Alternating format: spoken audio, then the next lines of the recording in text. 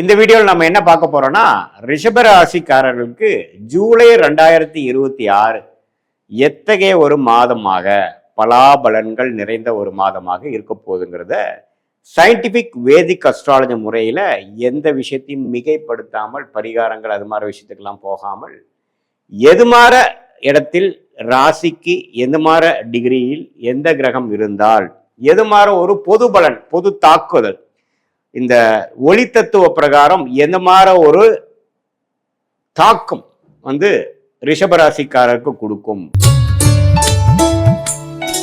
For example பாருங்க, ஆண்டு கிரகம் என்று சொல்லப்படுகிற சனி 11ஆம் இடத்துல நீடித்திருக்கிறார், குரு 3ஆம் இடத்துக்கு வந்து விட்டார், ராகு வந்து 10ஆம் இடத்துல இருக்கிறார், கேது 4ஆம் இடத்துல இருக்கார். இந்த ஆண்டு கிரகத்தின் சஞ்சாரம் எந்த தாக்குதலை எது மாதிரி ஒரு அமைப்பை எந்த மாதிரி ஒரு தாக்கத்தை ரிஷபராசிக்காரர் கொடுக்குதுன்னா, இதுவரை குருவால் பார்க்கப்பட்ட ராகு இப்ப குருவால் பார்க்கப்படாத ராகுவாக 10ஆம் இடத்துல நீடித்திருக்கிறார் ரிஷபராசிக்கு. ஸோ வேலையில நம்ம கொஞ்சம் பிரச்சனைகள் வரும்.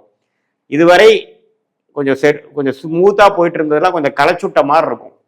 தொழில்ல கொஞ்சம் அதிகமான ஒரு ரீஆர்கனைசேஷன் கொஞ்சம் மாற்றி அமைக்கிறதுலாம் கொஞ்சம் செய்ய வேண்டியதா இருக்கும். இடம் வீடு வண்டி வாகனத்துல கொஞ்சம் கேர்ஃபுல்லா பார்க்க வேண்டியதா இருக்கும். சர்வீஸ் பண்ண வேண்டியதா இருக்கலாம், அப்கிரேட் பண்ண வேண்டியதா இருக்கலாம், தாயாரின் உடல் நலம் கொஞ்சம் பார்க்க வேண்டியதா இருக்கும். இது மாதிரி ஒரு பொது பலன்கள் கொடுக்கக்கூடிய அமைப்பு வந்து இந்த ராகு கேது 10 நாள்ல எந்த ஒரு சுப பார்வையும் இல்லாம இருக்கிறதுனால இருக்கு. அதே மாதிரி சனி 11ஆம் இடத்துல இருக்கக்கூடிய சனி இப்ப குருவால் பார்க்கப்படுவது அருமை. அது சனி திசை போயிட்டு இருக்கிற ரிஷபராசிக்கெல்லாம் நல்ல பலன்களை எதிர்பார்க்கலாம். இன்னுமே வரக்கூடிய லாபங்கள் அதிகமா வரும். வேலை பளு அதிகமா இருந்தாலும் லாபத்துக்கு குறையில்லாமல் இருக்கும். வேலையில வந்து நல்ல ஒரு ப்ரொக்ரெசிவான அமைப்புகள் இருக்கும். மாணவர்களும் நல்லா படிக்கக்கூடிய அமைப்பு அதெல்லாம் கொஞ்சம் கொடுக்கும். அதே மாதிரி குரு 3ஆம் இடத்துல வந்து 7ஆம் இடம் என்று சொல்லப்படுகிற மனைவி ஸ்தானம், கணவர் ஸ்தானம், குடும்பஸ்தானம், அந்த பங்குதாரர் நம்ம அன்றாட வாழ்க்கையில மீட் பண்ணக்கூடியவர்களை பார்க்கக்கூடிய அந்த பாவமாகிய 7ஆம் பாவத்தை குரு பார்ப்பதனால நல்லாவே நிறைய அசோசியேஷன், நிறைய வந்து இந்த பிஸ்னஸ்ல இருக்கிறவங்களுக்கு நிறைய கான்ட்ராக்ட்ஸ், நிறைய ப்ராஜெக்ட்ஸ் கிடைக்கிறது, வியாபாரம் பெறுகிறது, வேலையில் இருக்கிறவங்க மார்க்கெட்டிங்ல இருக்கிறவங்களுக்கு நிறைய கஸ்டமர்ஸ் பார்க்கறது, சோஷியல் லைஃப் அதிகமாக இம்ப்ரூவ் ஆகிற மாதிரி நிறைய கான்டாக்ட்ஸ் இன்க்ரீஸ் ஆகிற மாதிரிலாம் அமைப்புகள் கொடுக்கும்.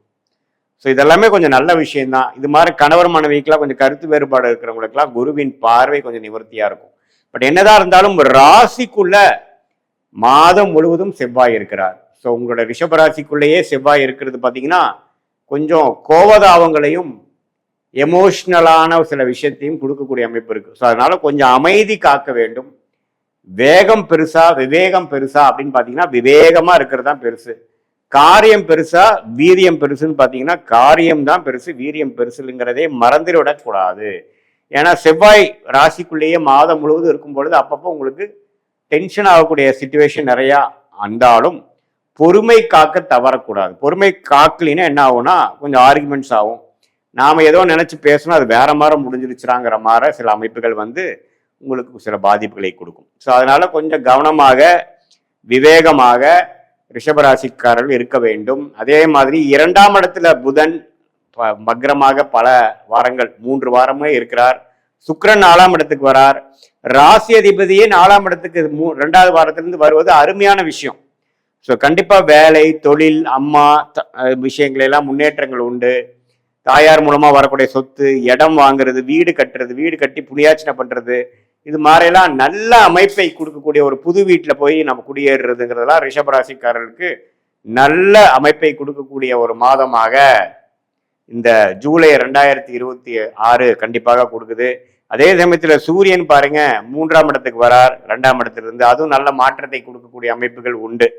ஸோ ஏதோ ஒரு இடம் வாங்கினதை விற்கிற மாதிரி அமைப்பு, அது மூலமா காசு தீட்டி சில பிரச்சனைகளை சால்வ் பண்ணிக்கிறது, பிஸ்னஸை வளர்க்குறது, அதே மாதிரி பிஸ்னஸ் வேலையில சில சீர்திருத்தங்களை செய்ய வேண்டிய அமைப்பு, சில பிஸ்னஸை விடுறது, சிலதை இன்க்ரீஸ் பண்றது, சில ப்ராடக்ட்ஸை விடுறது, சில ப்ராடக்ட்ஸை இன்க்ரீஸ் பண்றது, அது மாதிரி விஷயங்கள். மல்டிபிள் பிஸ்னஸ் பண்றவங்களுக்குலாம் பார்த்தீங்கன்னா ஏதோ ஒரு பிஸ்னஸ் நல்லா வர பிஸ்னஸ் மட்டும் கான்சென்ட்ரேட் பண்ணி வராத பிஸ்னஸை கொஞ்சம் குறைக்கிறது, அது மாதிரி பல விஷயங்களை கொடுக்கக்கூடிய அமைப்புகள் நீங்க முடிவெடுக்க வேண்டிய அமைப்புகள்லாம் வருது.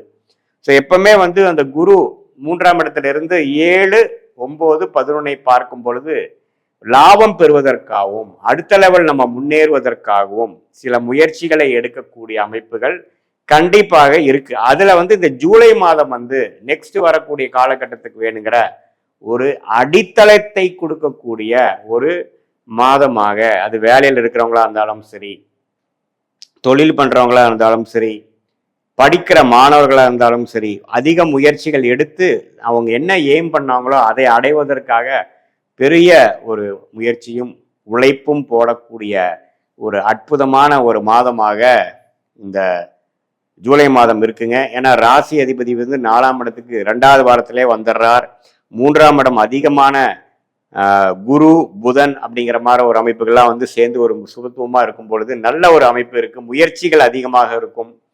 சில விஷயங்கள்லாம் டக்குன்னு நடந்து முடிகிற அமைப்புகள் இருக்கு. வரவேண்டிய பணம் வரக்கூடிய அமைப்புகள், படிப்பு, இந்த technical, IT, software, social media அதுல எல்லாம் இருக்கிறவங்களுக்குலாம் நல்ல முன்னேற்றங்கள், அது மாதிரி விஷயங்கள்லாம் கண்டிப்பா இருக்கு. பட் செவ்வாய் ராசிக்குள்ள இருக்கிறதுனால இந்த கணவரா இருந்தா மனைவி, மனைவியா இருந்தா கணவருக்குள்ள, அந்த குடும்பத்துக்குள்ள வந்து பேசுறதுல எல்லாம் கொஞ்சம் கேர்ஃபுல்லா இருக்கணும். பங்குதாரர்கள் அதிகமா இருக்கக்கூடிய நிறுவனத்தாரெல்லாம் வந்து ஓரளவுக்கு பொறுமையா இருந்துதான் நம்மளுடைய காரியத்தை சாதிக்குமே ஒழிய, நம்ம அவுட் ஸ்போக்கனா இருக்கிறோங்கிற மாதிரி பேசினோம்னா அது கருத்து வேறுபாடுகளை போய் முடியக்கூடிய அமைப்புகள்லாம் உண்டு.